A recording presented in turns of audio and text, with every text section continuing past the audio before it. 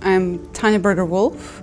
I'm a director of the nonprofit WildMe and the project lead and a co-founder of the Tech for Conservation non-project Wildbook.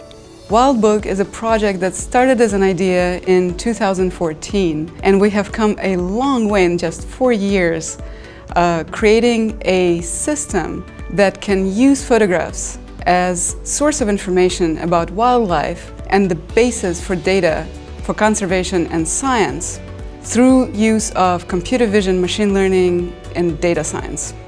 Until now, most of the data was collected by people standing out in the field and watching the animals, more recently by using airplanes or drive-bys on cars and doing sample counting to estimate the population size.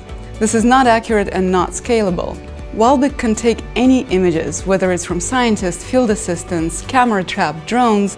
The challenge that comes with using these very different sources of information is both the fact that the images are very different and the quality of the images is very different, but also there is bias. There is very different bias in a scientist deciding to take a picture of an animal or an amateur photographer not only taking a picture of an animal that they're seeing, but also deciding to post it and share it on social media. And so we're actually creating data science models that take these disparate images and create accurate estimates of population sizes.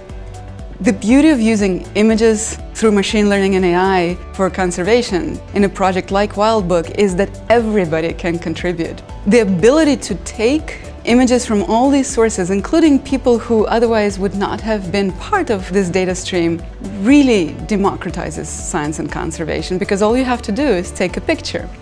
Our partnership with H2O.ai is really multifaceted. We came together because we believe in the same ideals, using artificial intelligence and machine learning and data science for good to affect the society and the world we live in, producing open source code for that, engaging everybody as much as we can, building a community. And the big part of the partnership is around this confluence of ideals and ideas.